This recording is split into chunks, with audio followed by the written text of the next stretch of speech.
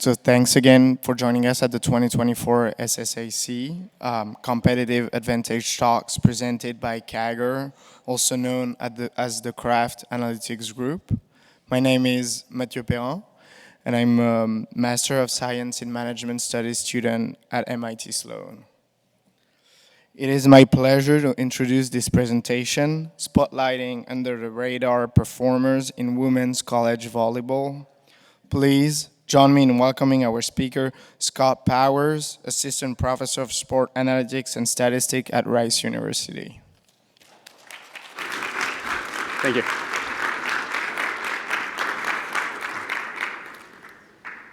So, as I'm sure everyone here noticed, we're sharing the building today with a massive volleyball tournament, which I didn't realize was going to be happening.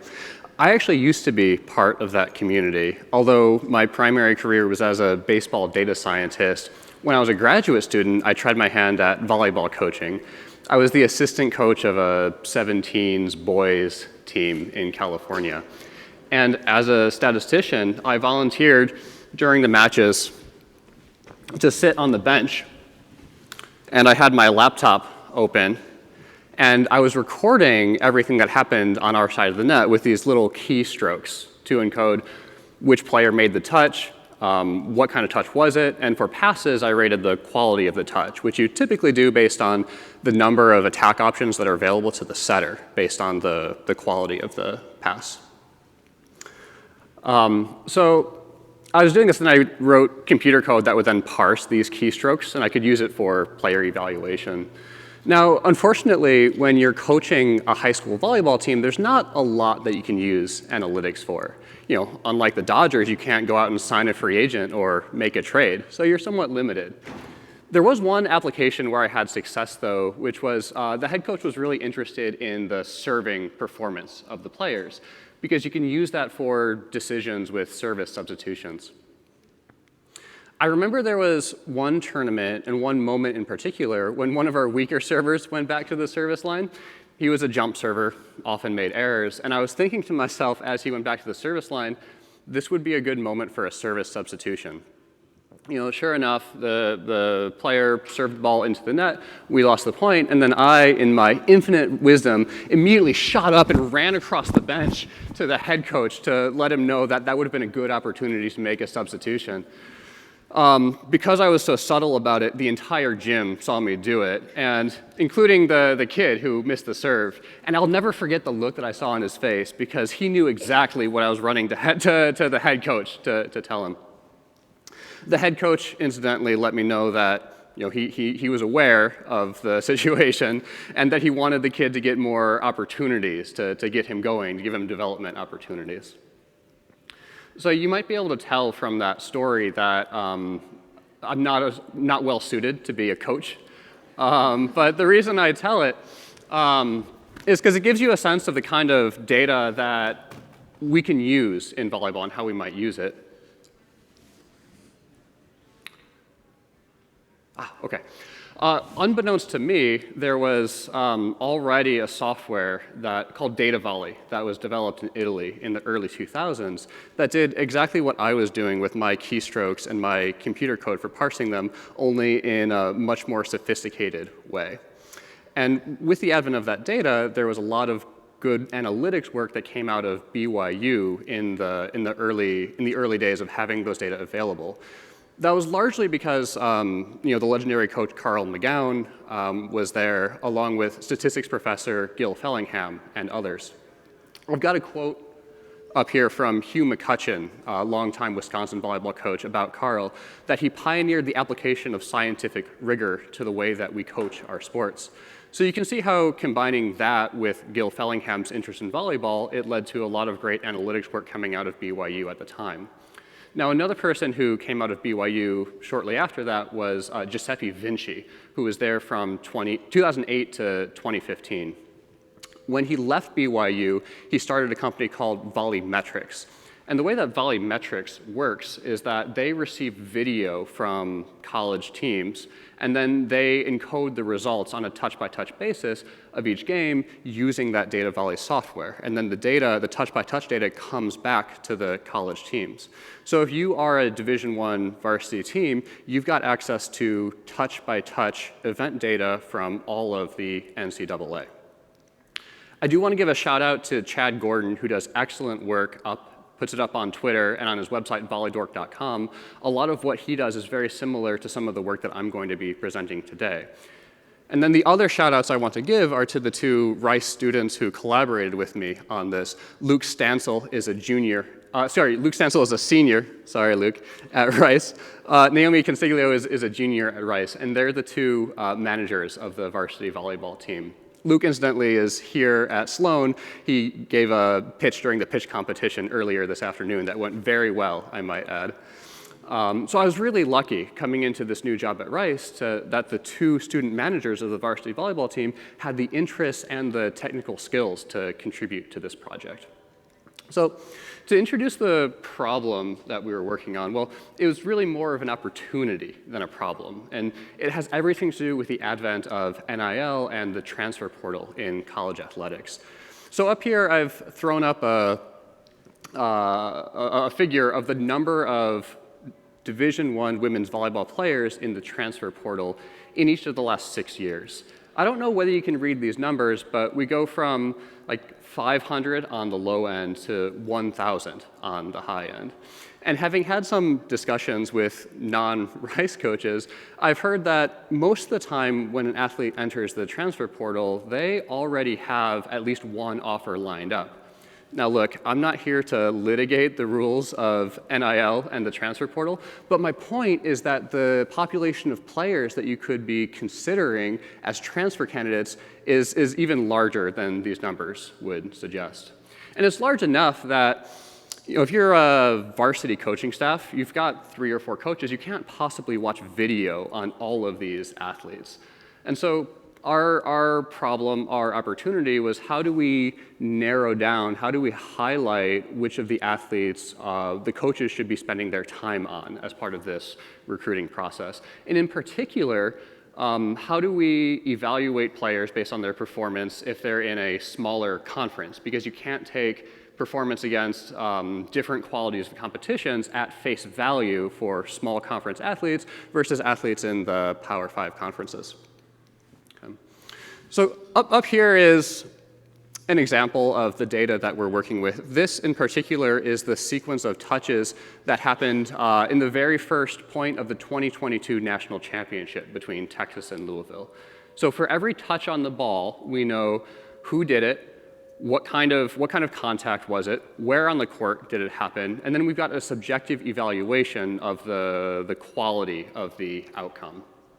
And across the NCAA, that's a total of, in just the 2022 season alone, like over 4,000 matches. So that's over 600,000 points, and that's over 5 million touches on the ball. So when I first heard about this data set, I was just giddy with excitement because it's just a goldmine of data that we're working with here. So this one slide is the extent of the methodology that I'm going to be talking about this afternoon. But the first step in our approach is to use the touch-by-touch data to estimate a Markov chain. We're modeling the progression of a volleyball point as a Markov chain. So for example, if a pass and a set and then an attack happen, we're estimating the probability of each team winning the point, and that's updating with every contact. So the pass leads to a point win probability, the set leads to an update, the attack leads to an update. And then in step 2, we're taking those changes in the point win probability, and we are crediting them to the player responsible for the touch. And so with that, for every single contact, we've got an evaluation in the units of points. So if the core skills in volleyball are serving, receiving, setting, attacking, blocking, and digging, like now we are measuring each of those core skills on the scale of points, which allows us to make apples-to-apples comparisons across these skills. And then lastly, I mentioned earlier the need for a strength of schedule adjustment, something to account for the fact that different athletes play against different qualities of competition. And what we did is for every adversarial contact, so an adversarial contact would be a serve against a reception or an attack against a block and a dig. For each of these adversarial touches, we modeled the points gained from that touch using a linear mixed effects regression with random effects for all of the actors involved. So on the serve, it's a random effect for the server and the receiver. In the attack, it's a random effect for the setter, the attacker, the blocker, and the digger. And these are hierarchically organized random effects, meaning that each player is regressed toward a team mean, and each team effect is regressed toward a conference mean. So just when we complete step 2, even before we get into a strength of schedule adjustment, we've got this measurement of all of the skills on this point scale that we're going to call points gained. So to illustrate that for one of the skills, like think about digging as a skill. With traditional metrics, the best that's available is digs per opportunity. But with points gained, we can be much more expressive with the performance of back row defenders. So up here is a plot for all of the Division I athletes in 2022 who had at least 200 dig opportunities. On the x-axis is their digs per opportunity, and on their y-axis is the more expressive points gained per opportunity. So, the first thing to notice is that there's a lot of agreement here, which makes sense, right? These are both measures that reflect how well the player is performing as a back row defender. I've highlighted 2 players in particular, player A up above and player B down below. These 2 players have the same digs per opportunity at 72%. But in terms of points gained, we see a very different story. And that's because this is even before adjusting for strength of schedule. We see that player A much more frequently had to dig attacks that were not touched by the blocker, which is harder to do. And player A also had a higher rate of digs that were rated as perfect according to the subjective evaluation system. So this points gain gives us a much richer description of what the player is doing than simply digs per opportunity. So when you put it together, player B performed very well at 1.2% points gained per opportunity, but player A is performing at an elite level at 3.6% points gained per opportunity. And then to illustrate the strength of schedule adjustment, what we can do is we can repeat this for all of the skills I described: serving, receiving, passing, digging, that is, setting, attacking, et cetera. We're measuring everything on the scale of points, and then we can add them up together, and we'll call that points gained per set. Okay? So if you do this, and we'll compare 2 conferences. Let's compare like the Pac-12, one of the best conferences in our data set, with the Summit League, which is more of like a mid-tier conference. Now, because the performance is relative to the athletes in the same conference, if you look at points gained per set, the distribution across athletes, the 2 histograms are pretty similar. Blue is the Pac-12 histogram, gray is the Summit League histogram. But once we apply the strength of schedule adjustment, we start to get some more separation, and we start to see the Pac-12 players stand out a bit more. But crucially, the top players from the Summit League, you can now compare against the players from the Pac-12. Instead of just saying, these are 2 different conferences, we can now make apples-to-apples comparisons between these conferences. So once we've got this all, we can get like a strength of schedule adjusted points gained per set, which evaluates the performance in all of the varied skills. And here's the distribution. Here's the distribution across all players in NCAA Division I volleyball in 2022. Minimum 50 sets played.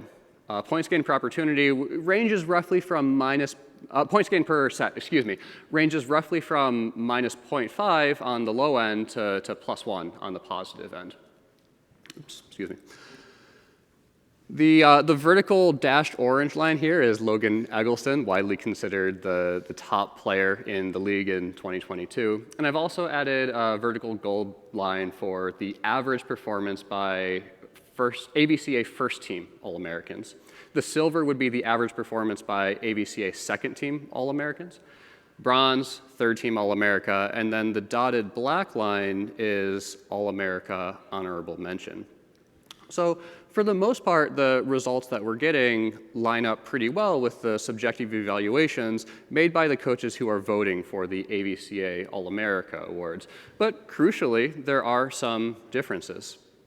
So looking at this scale, the average performance among first-team All-America honorees is roughly 0.8 points gained per set. So I want you to keep that in memory as we advance to the next slide.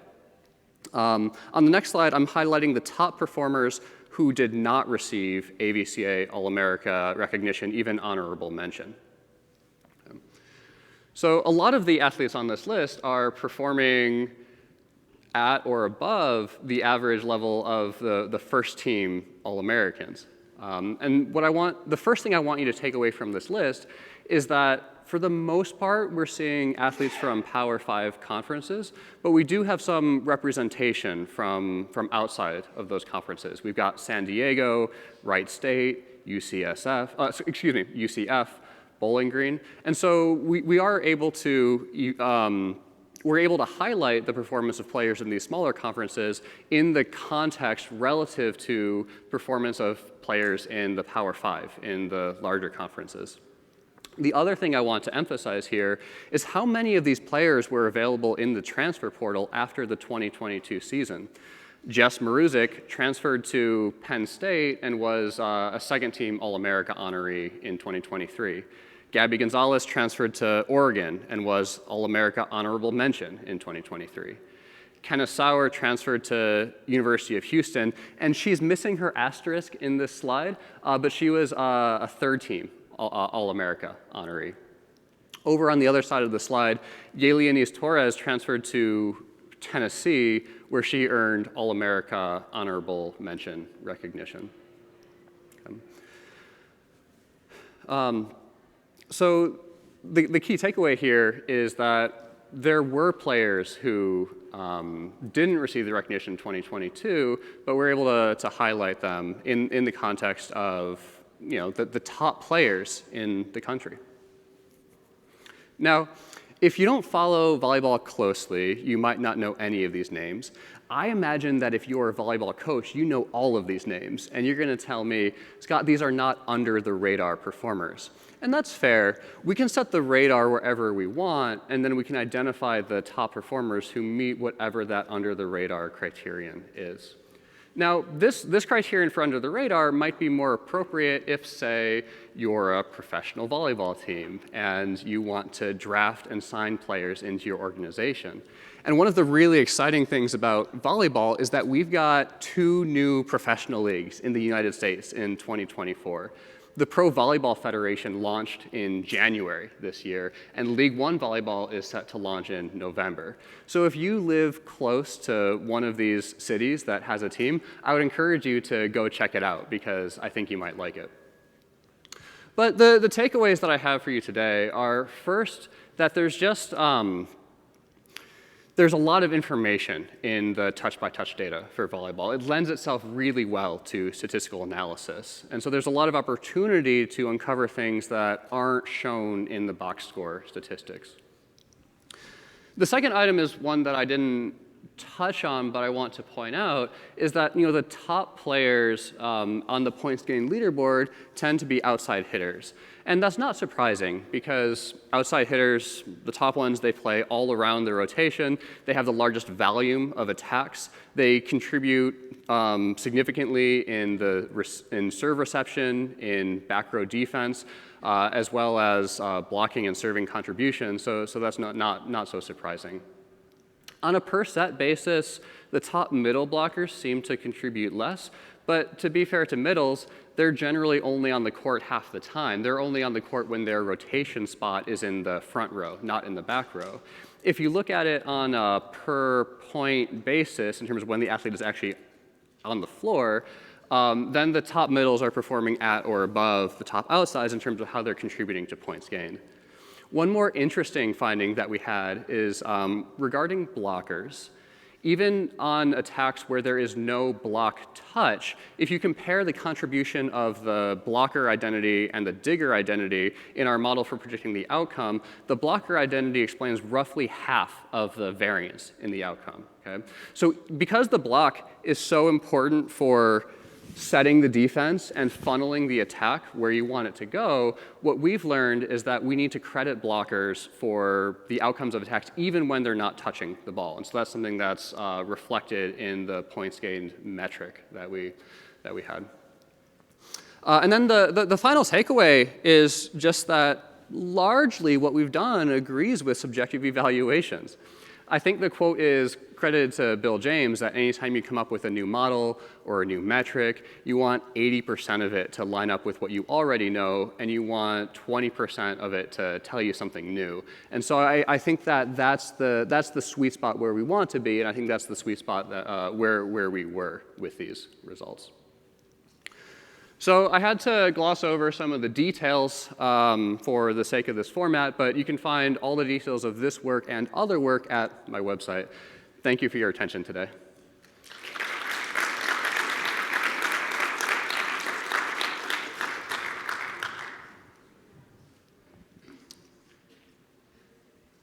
Any questions?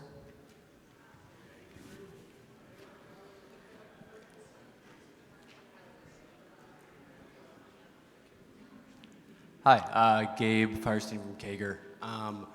Is there data going in, obviously, for all of the touches is very individualistic when it's the single player touching it? Obviously, you're taking those that are involved in the touches, but does that also kind of consider who else, like if it's a front row attack, who are the other hitters that are on the course, so that's changing the blockers and pulling the defense away and things like that? Yeah, excellent question. It's one that I got the last time I presented this work as well. Because right now, we're only accounting for who was the setter, who was the attacker who actually hit the ball. But to your point, the other attackers probably have some influence in drawing the block away. Or frankly, all of the other back row defenders are probably influencing the attacker's decision in terms of where she's directing the ball. For this initial step, all we did was account for the actors actually involved in the play, but you could go a lot further in terms of accounting for secondary and tertiary effects that players have. I completely agree.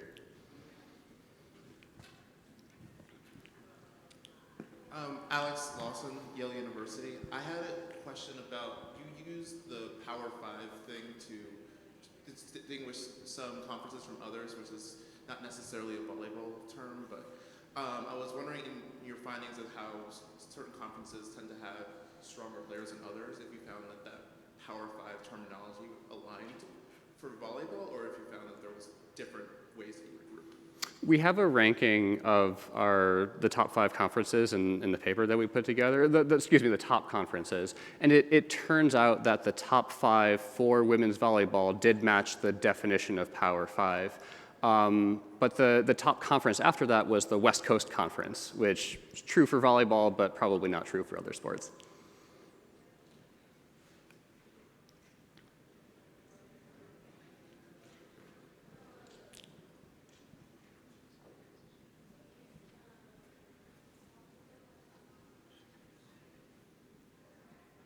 Professor Powers, I'm Toby Moore from Tulsa, Oklahoma. Is this points gained per set metric, is it only available at D1 or does it go down to the D2 and D3 level as well? Our data set was only Division 1, so we don't have Division 2 and 3 coverage, but certainly the definition would apply equally to Division 2, Division 3, or even high school performance, or professional performance for that matter. Was it just a one-off set of data, or is this something you keep on an ongoing basis? Well, the data, varsity teams have access to years of this data historically. For the sake of this project, we only worked with 1 year of data, but teams have access to many years of data. How about the media? Are they able to access points gained per set statistics on volleyball players to help them prepare for their broadcast obligations? You know, that's a really good idea, and I particularly like it because it speaks to like a positive contribution that we can make to the enjoyment of volleyball. But right now, this is something that only teams have access to, the data. Looking forward to the media getting it. Thank you. Me too.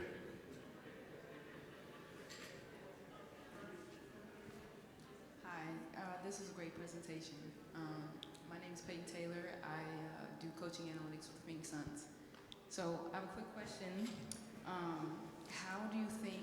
spot.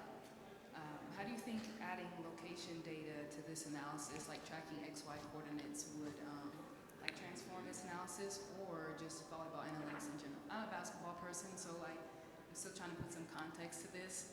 I know a little bit about volleyball, but like, how do you think location data would transform? I think it's going to make a huge difference. Particularly tracking data is going to make a huge difference in volleyball. You know, talking to coaches, one of the things they're very interested in is defensive positioning, and for that you need to know where the player is standing, which we're not currently getting. But tracking data would get that. I mean, one that I'm personally interested in is I saw firsthand how ball tracking data was used for pitcher development in baseball. Because when you give the athlete the feedback on the movement on their pitch and what they need to do to take it to the next level, athletes are able to figure out how to do that. And I imagine something similar for volleyball serves being very effective. Thank you.